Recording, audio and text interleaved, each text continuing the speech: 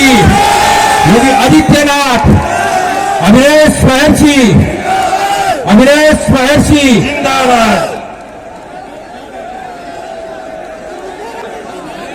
जोरदार तालियों के साथ स्वागत करें।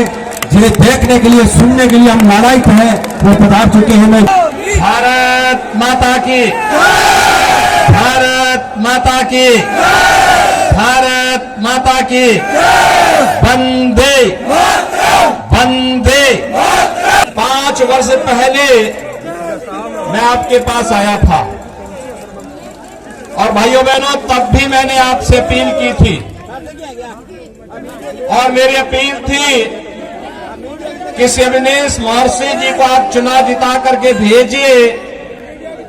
अगर राजस्थान में डबल इंजन की सरकार बनती है तो भाइयों बहनों, हम राजस्थान के विकास में योगदान देंगे, अन्यथा केंद्र की सरकार और उत्तर प्रदेश सरकार आपकी भावनाओं के साथ, सम्मान के साथ कार्य करेगी। भाइयों बहनों, 5 वर्ष पहले कही गई बातों को ही आगे बढ़ाने के लिए आज मैं आपके पास आया हूं। ये शिवनेश महर्षि जी का ही स्नेह है कि मुझे यहां पर फिर से आने का अवसर प्राप्त को आगे बढ़ाने के लिए आज मैं आपके पास आया हूं।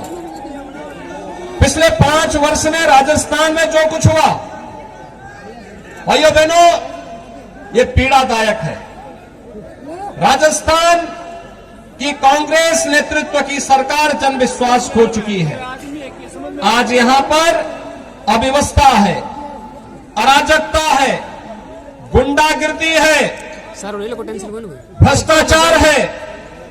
राजस्थान जो वीर और वीरांगनाओं की भूमि है, अपने शौर्य और पराक्रम के लिए जानी जाती है, अपनी भक्ति और शक्ति के लिए और अपने आतिथ्य सत्कार के लिए जानी जाती है। आज उस राजस्थान की धरती, राजस्थान के अंदर कांग्रेस नेतृत्व की सरकार के भ्रष्टाचार और अराजकता के कारण करा रही है, पीड़ा में है। इस पीड़ा से उभारने के लिए डबल इंजन की सरकार विधानसभा चुनाव में आपका एक बार फिर से आह्वान करने के लिए आपके पास आई है। भैया बहनों, हम सब जानते हैं, एक और भारत, नया भारत प्रधानमंत्री मोदी जी के नेतृत्व में बन रहा है। ये नया भारत दुनिया में सम्मान बढ़ रहा है। प्रधानमंत्री मोदी जी दुनिया में जहां कहीं जाते हैं, आज हम सब जानते हैं, वहां पर पूरी दुनिया पलक पावड़े बिछा करके प्रधानमंत्री मोदी जी का अभिनंदन करके उनका स्वागत करती है। ये स्वागत मोदी जी के साथ साथ 142 करोड़ भारतीयों का स्वागत होता है। देश की सीमाएं सुरक्षित हो रही है। अब आतंकी घुसपैठ नहीं हो सकती, कोई अव्यवस्था और अराजकता नहीं फैला सकता, कोई कहीं आतंकी वारदात नहीं कर सकता, क्योंकि ये नया भारत है, छेड़ता नहीं है। लेकिन अगर कोई छेड़ता है तो उसको छोड़ता भी नहीं है।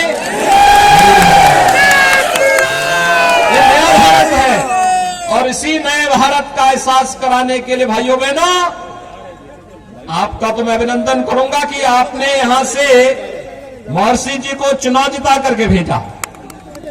लेकिन भाइयों बहनों, अगर पूरे राजस्थान में जनादेश मिला होता तो ये पीड़ा नहीं होती। आज राजस्थान कहां जा रहा है? एक तरफ केंद्र सरकार प्रधानमंत्री मोदी जी के नेतृत्व में भारत विकास के नित्य नए प्रतिमान स्थापित कर रहा है। Highway, railway, metro, rapid rail, airport, AIIMS, 1 district 1 medical college, IIT, IIM, हर घर नल की योजना, ये सब योजनाएं प्रभावी ढंग से लागू हो रही हैं। दूसरी ओर विकास की नित्य नई योजनाओं को लेकर के केंद्र की सरकार आ रही है। लेकिन भाइयों बहनों, ये पैसा दिल्ली से आता है, जयपुर में अटक करके फिर बंदरबाट हो जा रहा है।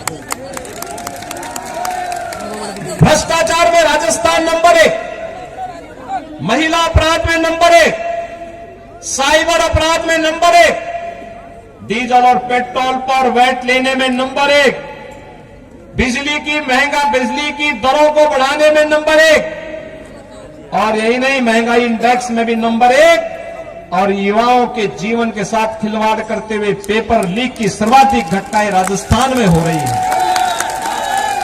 हर मोर्चे पर विफल है सरकार।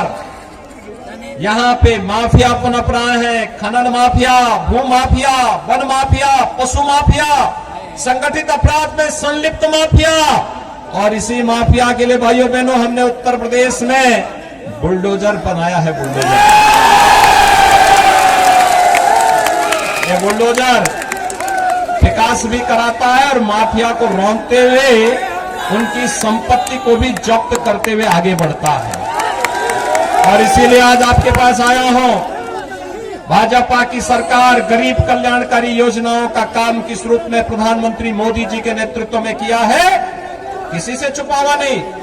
जो काम 55 वर्षों में कांग्रेस नहीं कर पाई, मात्र 9 वर्ष में 4 करोड़ गरीबों के लिए मकान, 12 करोड़ गरीबों के घर में शौचालय, 4 करोड़ गरीबों के घर में बिजली के निःशुल्क कनेक्शन, 9 करोड़ 60 लाख गरीबों के घर में उज्ज्वला योजना के रसोई गैस के कनेक्शन, 7 करोड़ गरीबों के घर में हर घर नल से पानी।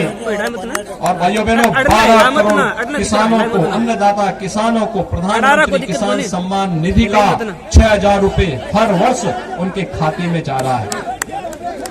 50 करोड़ गरीबों को प्रधानमंत्री आवास योजना का लाभ भी मिल रहा है। और भाइयों बहनों 80 करोड़ गरीबों को फ्री में राशन कोरोना कालखंड में तो मिला, अगले 5 वर्ष तक प्राप्त होता रहेगा। ये प्रधानमंत्री मोदी जी का वायदा है। भाइयों बहनों, कांग्रेस होती तो क्या वैक्सीन आ पाता? कभी नहीं आता। कोरोना का वैक्सीन कभी नहीं आता।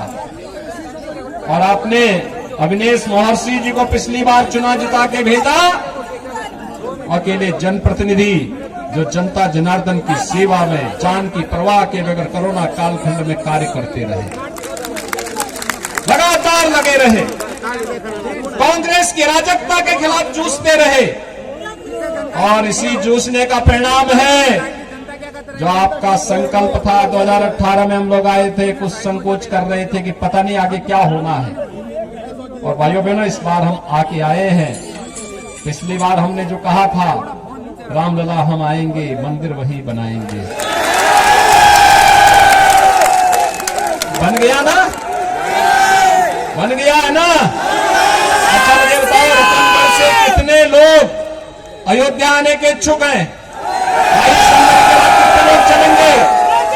भाइयों बहनों, मैं आपसे ये कहने के लिए आया हूं, आप अविनेश महर्षि को एक बार फिर से जयपुर विधानसभा भेजिए। अपना आशीर्वाद रूपी वोट कमल चुनाव चिन्ह पर उनको दीजिए। और 22 जनवरी को प्रधानमंत्री मोदी जी के कर कमलों से 500 वर्षों के बाद रामलला अपनी जन्मभूमि पर फिर से विराजमान होने वाले हैं। सब लोग खुश हैं ना? तो रामलला का आशीर्वाद आप सबको प्राप्त हो, ये जिम्मेदारी अविनेश महर्षि जी को 22 जनवरी के बाद हम लोग भी देने जा रहे हैं। आप सहमत हैं? सभी लोग तैयार हैं? चुनाव जिता करके भेजेंगे, भारी बहुमत से जिता करके भेजेंगे। तो फिर मेरे साथ दोनों हाथ ला करके बोलेंगे, भारत माता की, भारत माता की, भारत माता की, जय श्री राम, जय जय श्री राम।